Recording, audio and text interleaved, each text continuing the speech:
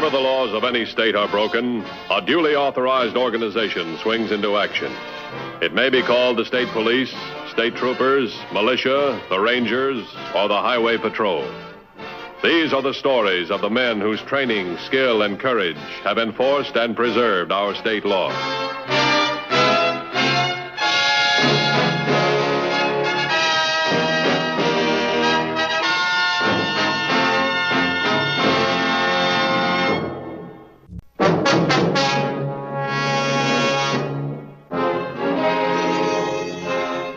Modern communication systems and swift methods of investigation employed by the Highway Patrol make armed robbery a risky, unprofitable undertaking for the average criminal.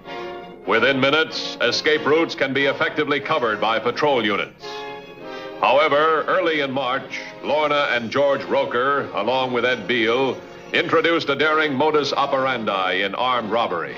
By impersonating a patrolman, the trio was able to deceive victims and delay investigation and pursuit by the Highway Patrol, giving them an advantage of several hours for their getaway.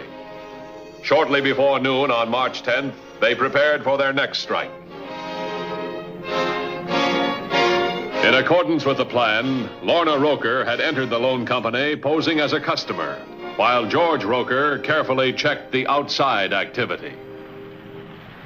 Now, I assume that you or your husband are employed? Oh, yes, both of us. Warren and I work for Mitchell Industrial, but I'm going to have to quit in a few weeks. You see, there's going to be an addition to the family. Oh, I see. The holdup was timed to the lunch hour when the office personnel would be out, leaving the manager alone. So that's why we're here. Now, how much of a loan would you require, Mrs. Ryan? Well, I don't know exactly. Excuse me. I'll be with you in just a moment, sir. That's all right. Well, what do you imagine would be a proper amount for a loan? Okay. Don't anybody get excited. Keep your hands down. Act natural and no one will get hurt. You. Go to the safe and put all the cash in the sack. Get going.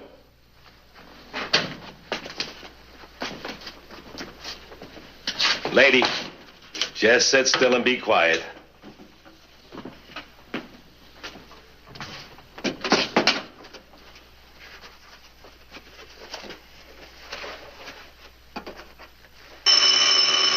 Let it alone.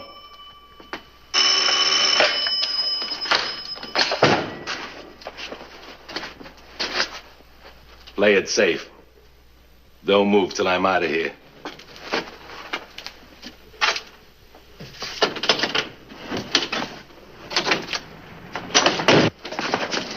Be careful. Don't worry. Maybe I can get his license number.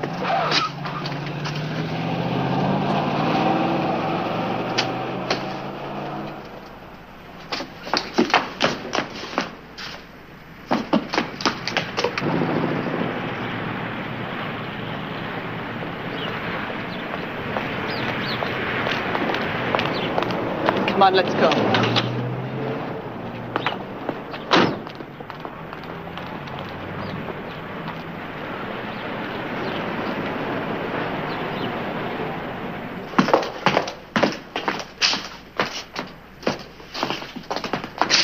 Patrol car was just going by, and I told him what happened. He went out the back, officer, but I couldn't see which way he went. Wait here. You'd better sit down, Mrs. Ryan. Thank you.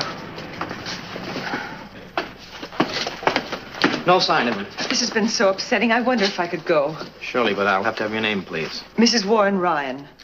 And where can we reach you? The phone is Evergreen 4531. Thank you very much, Mrs. Ryan. We'll call you. Your name, please? John Tembrow. I'm the manager here. Now, that's spelled Tembreau. And give me a description of the bandit. Well, he was about 6 feet tall, 170, light hair, 35 to 40, and wearing a gray suit. Good. How much did he get? I'll have to check. At least 2,000.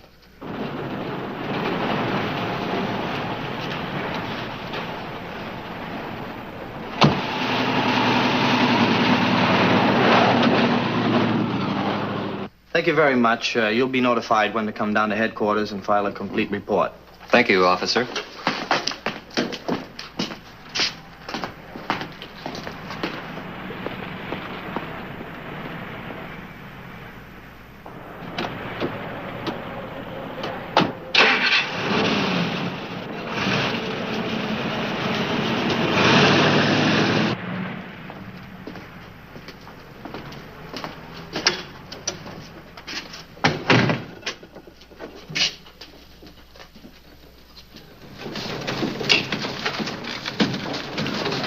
that again, Sergeant.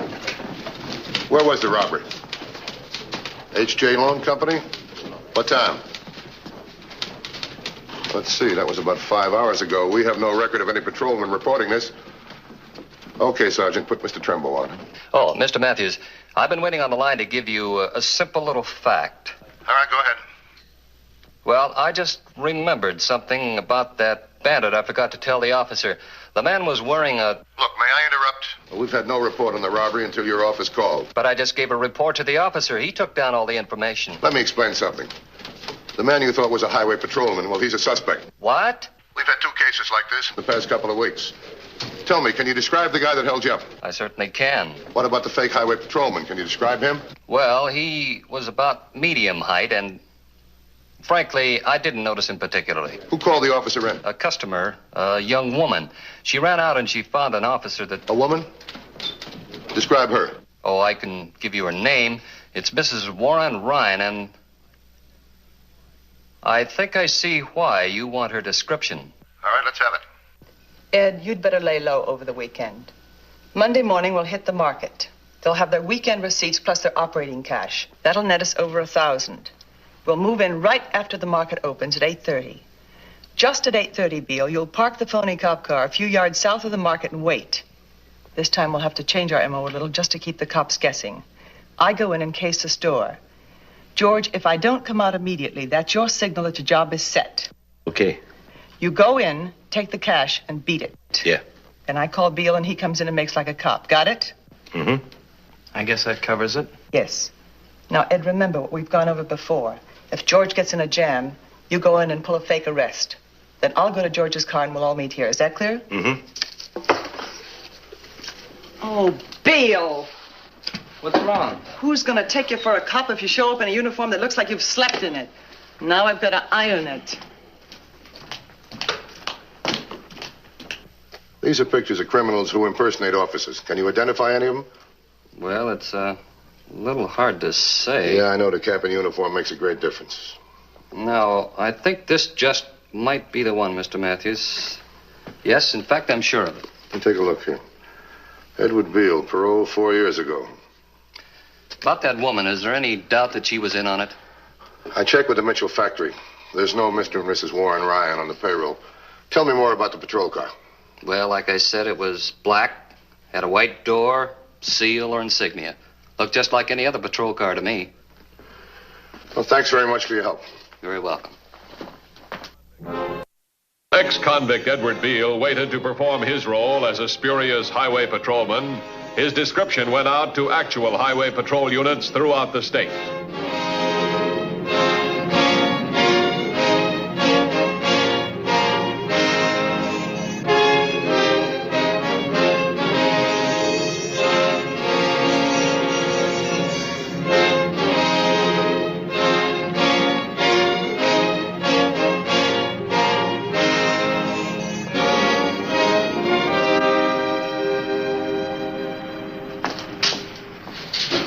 Good morning. Morning.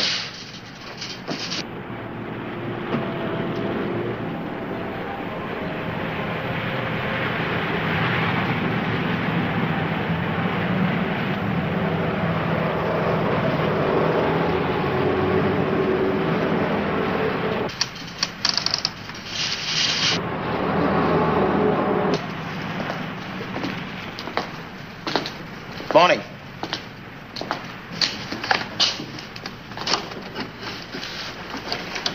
All right, buddy. Just act natural and you won't get hurt. Give me the dough. Get going.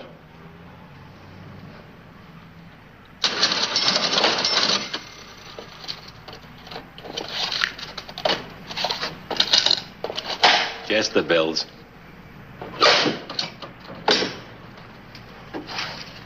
Come on, I want all of it. I emptied the register. Yeah, but you forgot the weekend receipts. Remember? You take them to the bank every Monday morning.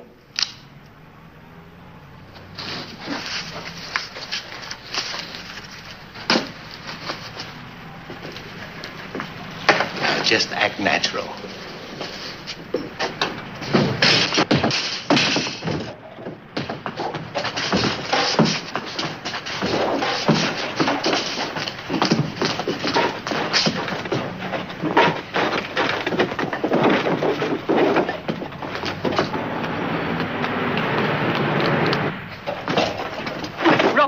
trouble. The clerk jumped him. Hurry.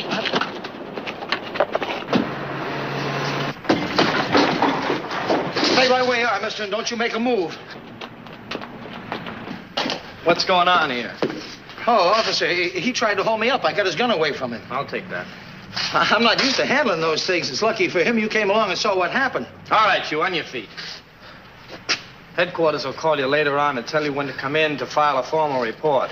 Sure, officer. Thanks a lot. Okay, you, let's go.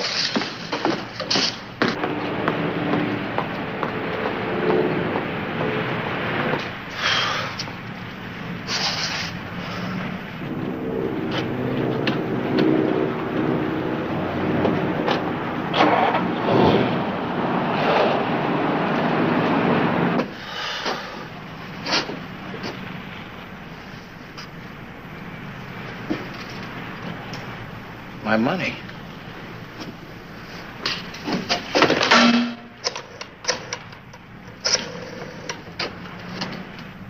Get me the highway patrol, quick. I've just been robbed. No, an officer captured the bandit, all right. But he took the sack. The bandit had all my money in.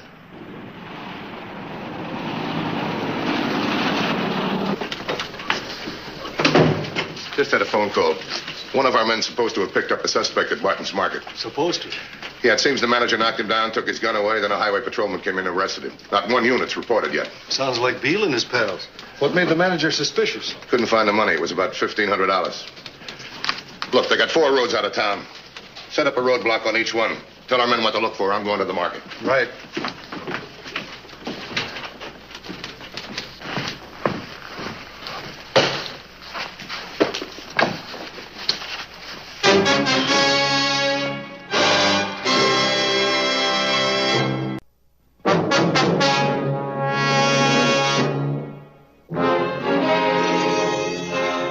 For the first time in a series of 4 robberies, the Highway Patrol received a report within minutes that an armed bandit was impersonating an officer. From the market manager, descriptions were obtained of the bandit and the supposed patrol officer. Either one of these two could have been the phony cop, Mr. Matthews. Let's go from the top. How tall was he? I was so glad to see that uniform. I didn't notice details. Yeah, sure, I know. Wait a minute. This is the one. I'm positive now. Was there anybody else in the market when the robbery occurred? Well, I had just opened up. I had one customer. She came in and she went in the back, and in the excitement, I don't know what happened to her. Oh, it's a gal, huh? Describe her. Well, she wasn't bad. She was brunette, about my height, and about 28 years old, I guess. Why? They wanted the phony highway patrolman here before you phoned us. Oh, then you think that maybe she was the one who called this policeman? Well, they pulled 3 jobs in the same vicinity. Thanks very much for your help. You're welcome.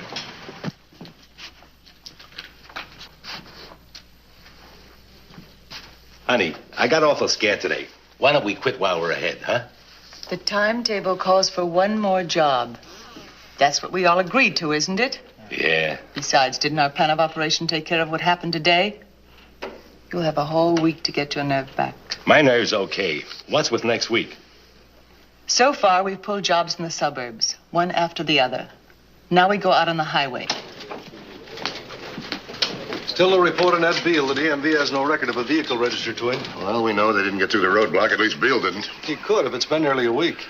And they haven't even tried to leave town. That means they're operating in a small area right around in here. Yeah, they haven't pulled anything for several days. Maybe they've called it quits. We haven't. Funny thing about that phony patrol car, why it hasn't been spotted. That bothers me, too. It's going to be hard outguessing. All right, let's let them outguess themselves. I've checked with the merchants in the area. They're going to cooperate whether a patrolman shows up or not. It'll cut down the bandit's time lead, all right, if the victim remembers. That's our gamble. In their most daring move yet, Lorna Roker had driven George to the next victim, a filling station operator. All right, mister. Open the cash drawer. Come on, do as you're told. Just relax, sister, and no one will get hurt.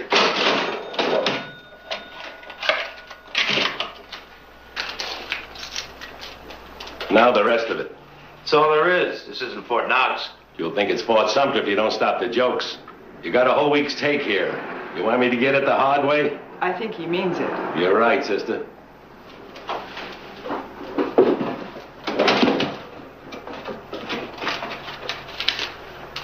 Yeah, that's better. I'm taking your car, lady. Now, both of you. Stand outside where I can see you till I drive off. Come on. Move.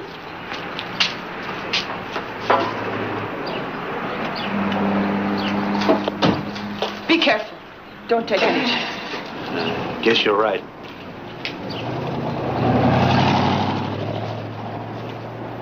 There's a patrol car.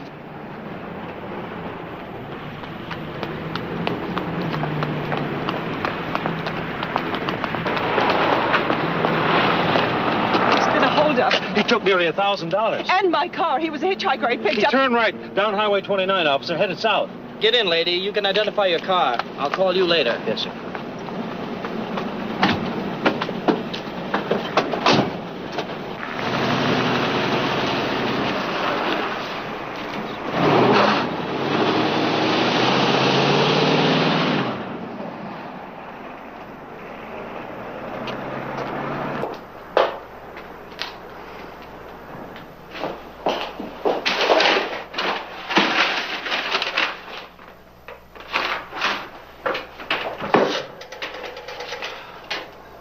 Get me the highway patrol.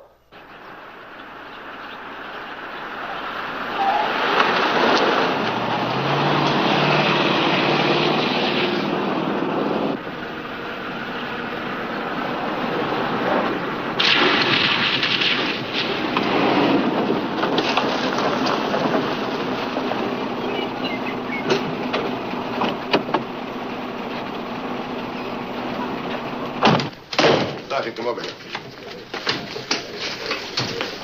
Take a look. Here's the gas station. The attendant said the suspect took off south on 29 with a car he supposedly stole from a woman. She flagged down a highway patrol car, got in with a patrolman, took after the suspect. Sounds like that phony patrol car again. No one's called in about it. Yeah, but the attendant also said he saw both cars turn south on 29. This means they're headed for 42. We can get a unit there in about, I'd say 5 minutes. That's long before they'll get there. Looks like we got them. They have another choice. Take a look right here. This is Forest Road. They can go west on this. That'll take them back to Highway 15 toward town. That's what they're trying to do, I think, get back to town. If we can put a roadblock here at 42, it'll cut them off if they keep going south. Well, we can get to Forest Road in about 20 minutes. Let's do that. Take an undercover car so they won't be suspicious.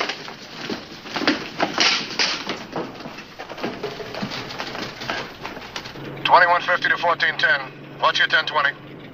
1410. I'm on Highway 29, 2 miles north of intersection 29 and 42. No contact.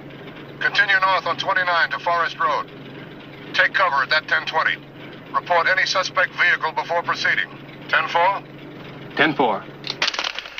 Let's take a look now. We're about a half mile from Forest Road. 1440 is covering the other end. Then the suspects are either on Forest Road or still on 29 between the filling station and Norse's Stakeout.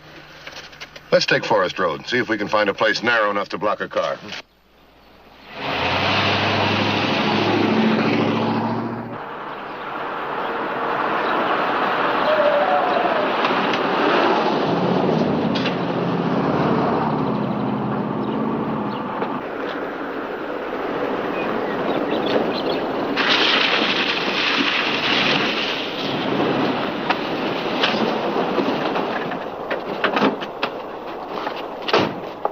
There's a car coming back down the road. Is it a patrol car? I don't know. What difference does it make?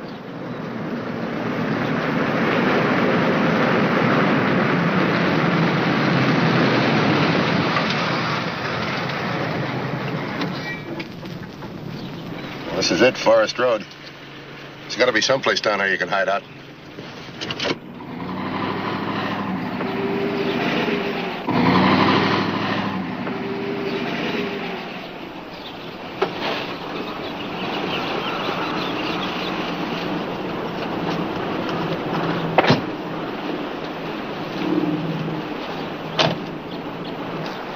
Well, all we can do now is wait.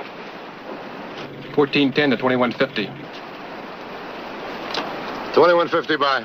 Patrol unit proceeding south down 29. Just turn west on Forest Road. Well, you're the only unit in the area. How many people in the car?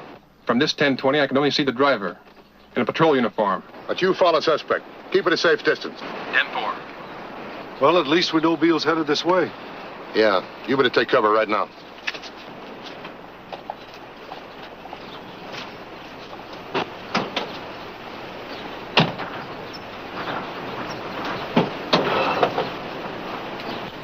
to get out of that outfit later. Turn off in a side road when you get to the highway. Come on, get going. Okay, Lorna.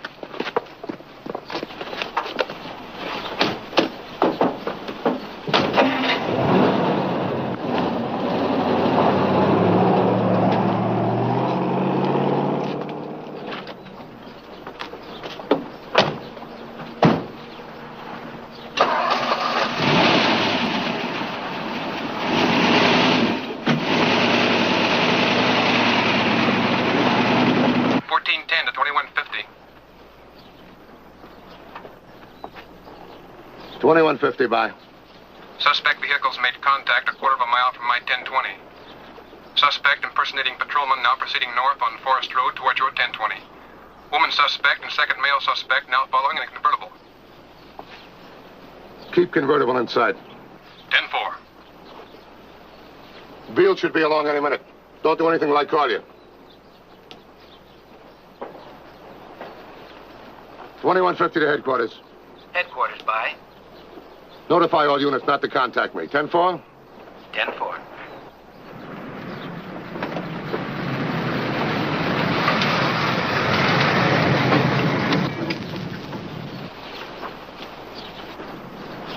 Brother, am I glad to see you? Look, mister, I'm on an emergency call. Well, I thought maybe you could give me a little... Best I can do is shove your head a few feet so I can get by. That's all you can do, huh? Look, I'm in a hurry. I tell you, I'll radio headquarters for a tow truck. Well, when you talk to him, tell him it's for Matthews. Matthews, okay. Dan Matthews, Highway Patrol. Come on, get out of the car with your hands up. Move. Loosen your belt. Drop it. All right, Sergeant. Put your hands on top of your head. Check him.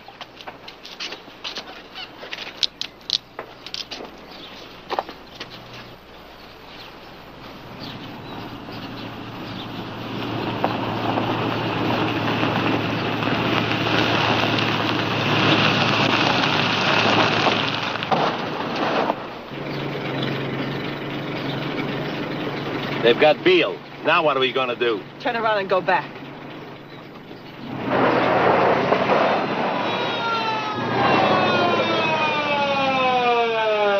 They've got us blocked.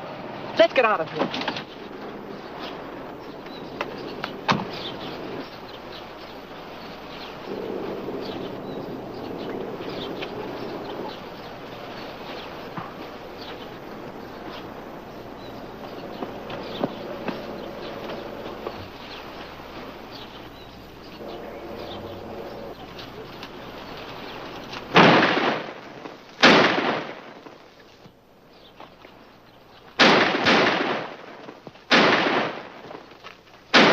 Come up here.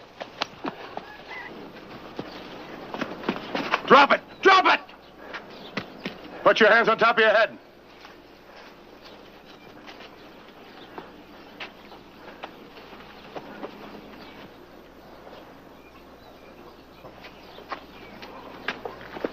All right, hold it a second.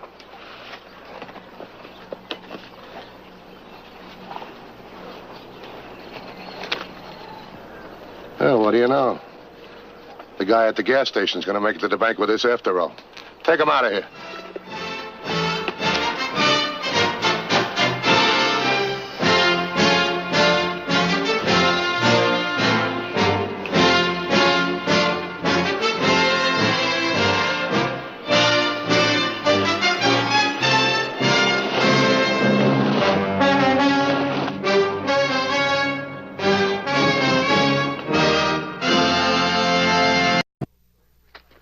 Next week's Highway Patrol story is a very unusual one. I hope you'll be with us.